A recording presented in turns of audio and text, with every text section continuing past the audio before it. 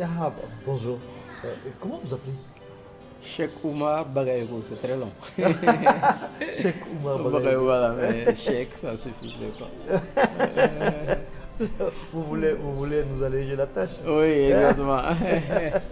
Bon, les noms ne sont pas très courts aussi au Congo, mais moi, pour moi, c'est long. Oui, enfin, lorsqu'on dit tchèque, c'est-à-dire c'est une personne qui a été à la Mecque, c'est ça? Oui, mais en fait, c'est du nom. C'est normalement les grands chefs, des fois religieux. Donc, voilà, les grands chefs religieux. Voilà, Oui, les des grands fois, chefs. c'est ça. Et vous êtes grand chef religieux. Pas du tout. Et comment Ben, moi j'hérite le prénom des nomonymes, voilà, qui était voilà, le cheikh un peu de notre contrée au Mali. Voilà. Formidable. Et donc vous Exactement. venez du Mali. Oui, je viens du Mali. Exactement. Et vous retrouvez à Ponzi. Oui, C'est une longue c'est un distance peu quand même. la vie, oui. Il faut faire Bamako, Addis. C'est ce que j'ai fait. Addis, Goma, Goma ici. Donc ça fait du trajet. Ça fait un trajet. Exactement. Est-ce qu'on peut savoir les raisons de votre présence à Ponzi? Alors, ma présence à Panzi, donc c'est essayer de voir dans le cadre en fait d'un projet qu'on appelle le projet Nengo, dont la Fondation Panzi participe avec la Fondation Pierre Fabre et l'Agence française de développement et certainement d'autres. Le but étant de répliquer le système de guichet unique de prise en charge des victimes des Panzi à Bangui en Centrafrique. Donc, ils ont estimé, lorsqu'on réplique ça, qu'il faut répliquer avec les outils qui vont avec. Donc, il y a un système d'information pour l'enregistrement des victimes à développer à Panzi, donc PIMIS. Donc, il est question de regarder est-ce que ce système peut convenir à la situation des Bangui. Dans un premier temps, de regarder aussi comment il est à améliorer pour Panzi même d'abord, et ensuite comment apprendre les leçons de l'utilisation de ce système à Panzi pour pouvoir faire une meilleure implémentation en Bangui. Donc c'est ça la raison de ma visite. Lorsque vous parlez de PIMUS, Oui. vous parlez donc de l'informatique. Exactement. Donc je parle des systèmes d'information. Moi, je préfère parler des systèmes d'information, l'informatique étant qu'un outil pour rendre plus efficient, plus fiable en fait ce système d'information-là. Voilà. En fait, Cheikh, si je veux bien vous connaître, Ouais. et comment je vais bien vouloir que je vous connaisse? Comment vous pouvez vous dire? Parce que j'entends information, j'entends. Vous êtes venu voir, parler avec sur le projet Nengo de la Centrafrique. Comment vous pouvez vous expliquer? Quel est votre passé ou votre parcours? Alors, le parcours, c'est assez long à dire, Très mais bien. je suis médecin de formation, je suis informaticien aussi, mais mon métier, c'est l'informatique de santé. Donc, tout ce qui est santé numérique, numérisation des dossiers patients, mise en place des systèmes d'information au niveau de l'hôpital, mise en place des systèmes d'information au niveau du pays pour piloter la santé publique, développement des outils de télémédecine pour pouvoir donner un accès équitable aux populations vulnérables, des fois en Afrique, donc qui sont en fait coupées, on va dire, des ressources humaines qualifiées qui sont concentrées dans nos capitales. Mais nous essayons de faire comment on peut utiliser des outils qui sont adaptés à notre contexte pour emmener l'expertise en fait de ces ressources humaines de nos capitales jusque dans nos villages sans faire déplacer les patients sur nos routes. Donc voilà, c'est pourquoi c'est un peu plus difficile de parler de tout ce parcours, mais ça, on peut résumer ma personne par le fait d'une passion d'utiliser l'innovation et le numérique au service d'une santé équitable. Et comment vous parvenez à arriver dans tout ça en Afrique, surtout avec le modèle de sous-développement? Le sous-développement, à mon avis, ce n'est pas une fatalité. J'ai l'habitude de dire que le développement, c'est un état d'esprit. Il faut juste essayer d'adapter les outils à notre contexte. On sait que nous ne sommes pas nantis en termes de débit Internet, en termes d'électricité. Alors, il faut développer des outils qui répondent en fait à ces aspects-là. Et les 15 dernières années, c'est ce que nous, on a essayé de faire un peu dans le cadre d'un réseau qu'on appelle le réseau en Afrique francophone pour la télémédecine, qui englobe maintenant à peu près 18 pays d'Afrique, mais aussi les pays de l'Amérique latine et d'Asie du Sud, et qui a été beaucoup soutenu par le canton et l'État de Genève et les hôpitaux universitaires et l'Université de Genève, mais dont les outils ont été imaginés, développés avec les Africains et nos collègues en fait suisses ou occidentaux partout, qui sont adaptés, qui nous permettent en fait de faire ces réalisations-là sans avoir besoin d'un débit internet qui est conséquent, et de le faire avec des outils portables qui n'ont pas besoin de rester sous une source d'énergie pendant longtemps. C'est difficile, mais il faut toujours imaginer ces solutions-là pour pouvoir en tout cas amener un peu en fait de qualité de service aussi dans ces zones où les spécialistes in fine refusent de partir. Voilà, donc on arrive à mon avis par la volonté et puis par le réalisme en fait par rapport au terrain. Voilà.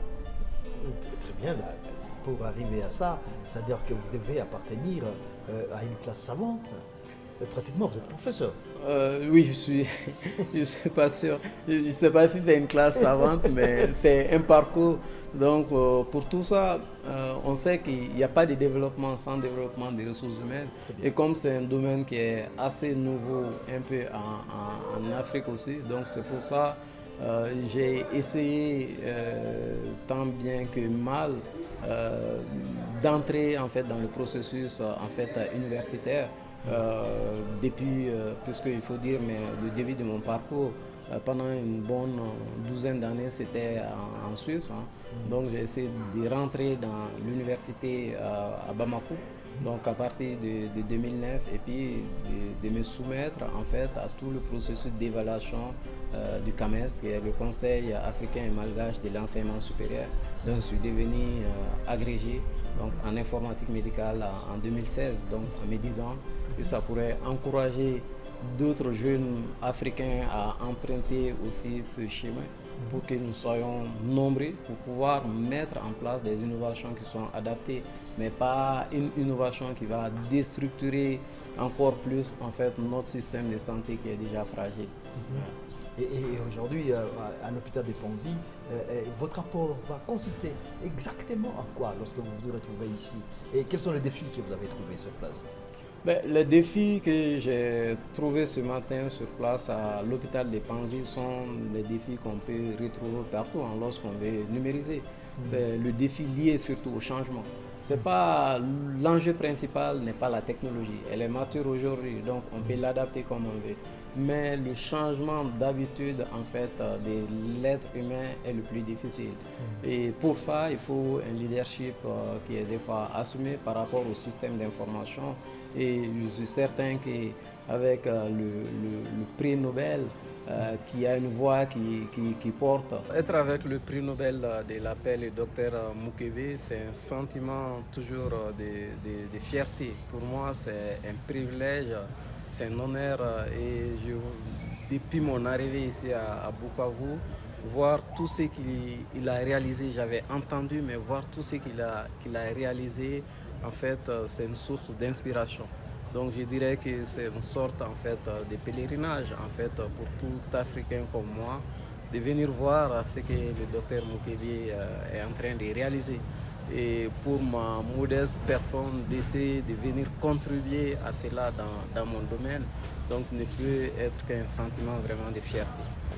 Bien sûr, donc n'importe qui, je veux dire, n'a pas peut-être le privilège en fait, de travailler avec une telle personnalité, en fait, je l'ai déjà dit, qui est une source en fait d'inspiration de par ce qu'il réalise, mais de par les messages que vous avez entendus, donc qui sont les miens aussi, donc en tant qu'Africain qui compte sur le développement d'une Afrique par les Africains. Bonjour professeur, vous êtes ici pour voir l'outil informatique pour la collecte de données de la prise en charge de victimes basées sur le genre.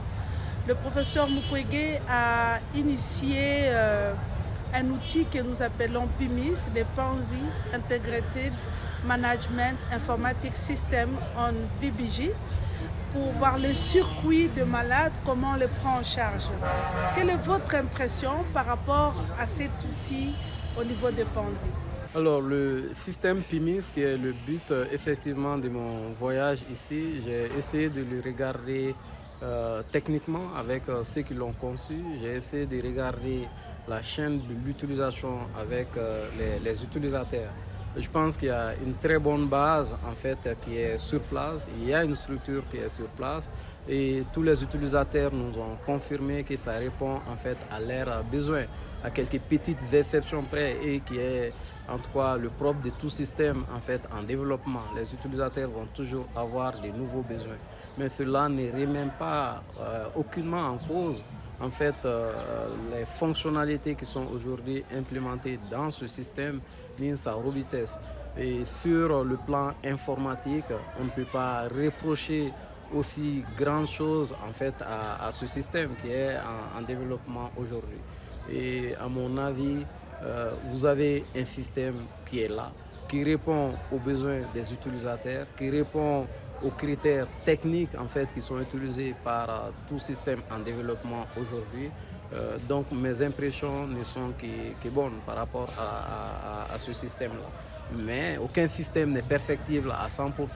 Donc il y a des améliorations à tenir en compte, surtout en termes de réponses, de réutilisation dans d'autres contextes, en termes toujours en fait de réponses aux conditions technologiques en fait sur le terrain, qui sont les conditions d'internet et autres, mais qui en fait ne sont pas le propre du système. Et l'autre chose qui m'a beaucoup plu, c'est que le système est développé dans un souci de répondre à ces critères technologiques, parce qu'il y a une version web qu'on peut utiliser, mais aussi il y a une version mobile qui peut être utilisée sans connexion Internet. Donc je dirais que moi je suis satisfait, en tout cas personnellement, de ce système-là, sur tous les plans en tout cas, de mon domaine de connaissances.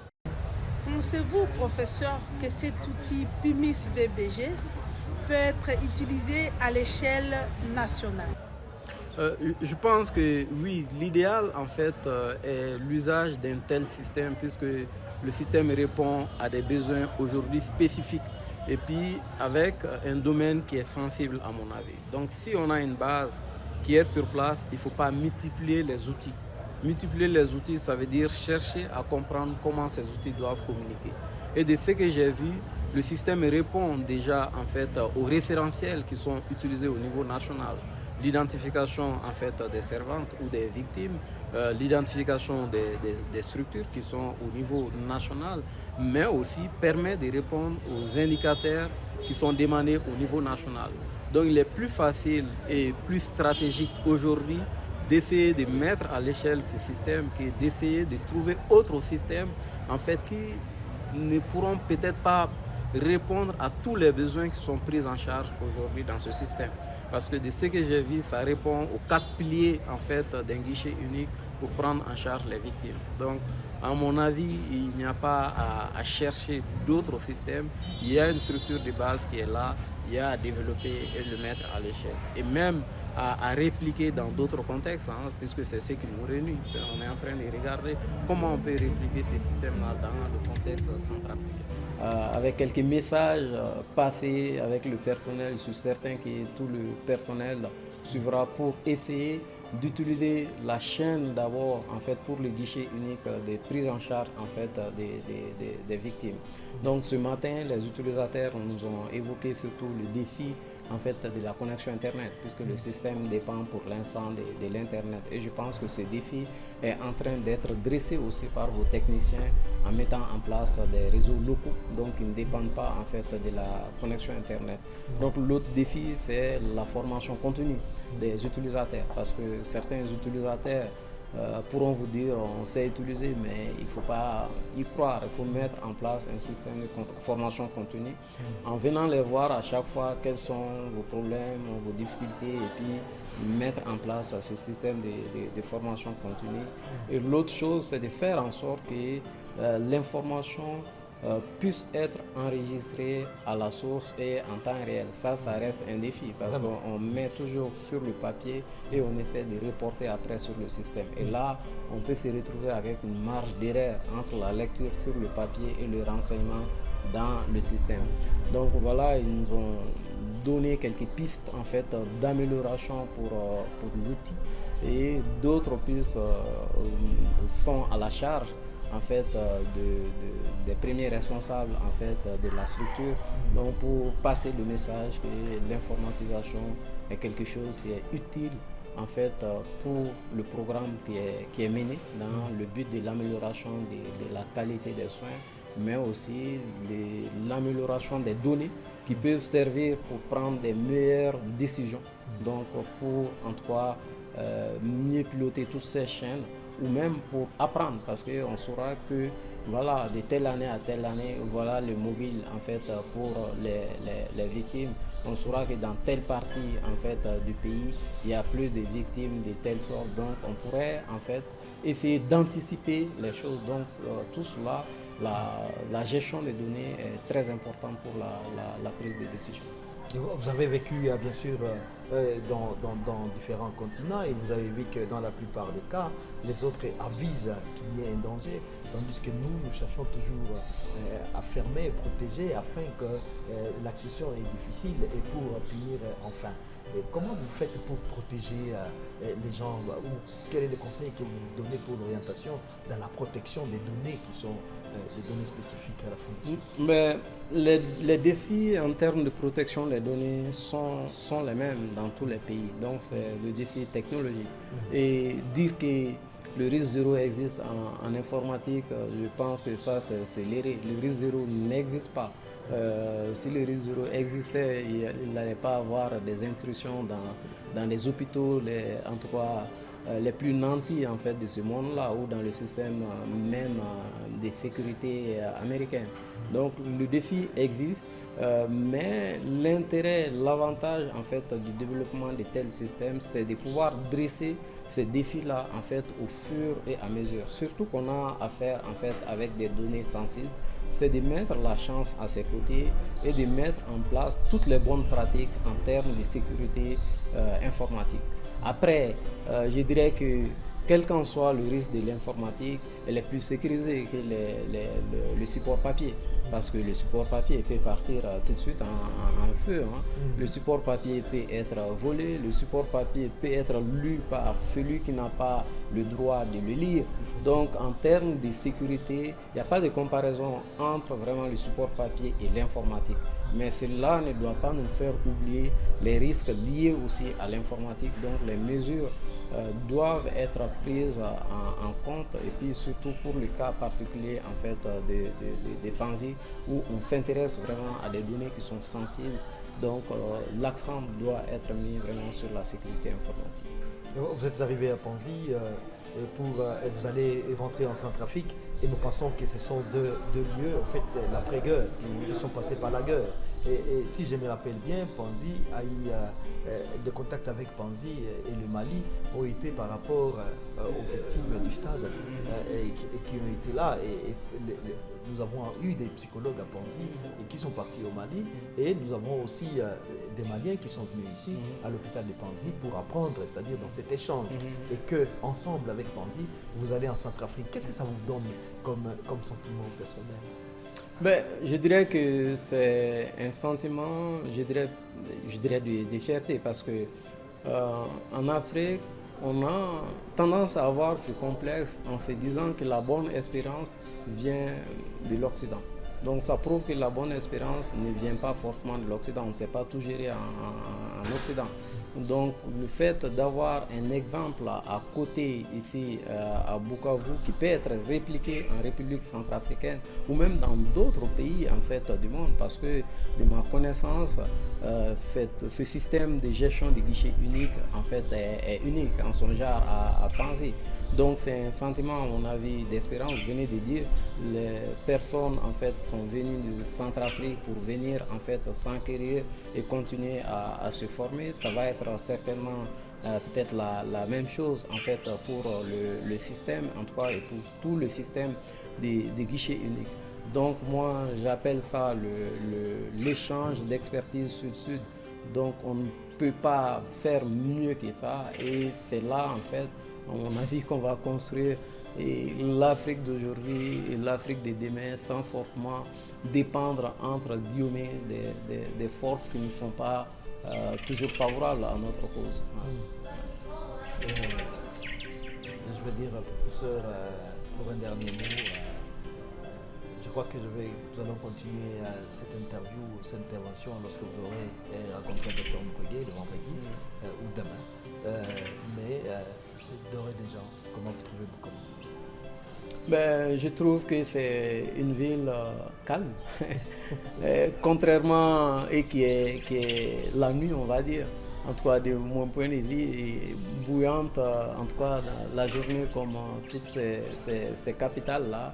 Et je pense que comme toute ville africaine, nous faisons face au même défi, qui est un défi de développement social, qui est un défi de développement des infrastructures. Donc sur ce plan-là, Bukavu n'est pas particulier. Après, sur le plan du paysage, je pense que c'est un paysage unique en fait, à mon avis, en tout cas, surtout par rapport au lac que j'ai emprunté venant de Goma jusqu'à Bukavu. Sur la route, je captais des fois le réseau rwandais.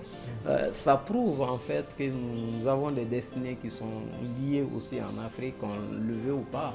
Et Bukavu, à mon avis, signifie tout cela pour nous. Merci. Merci à vous. Merci.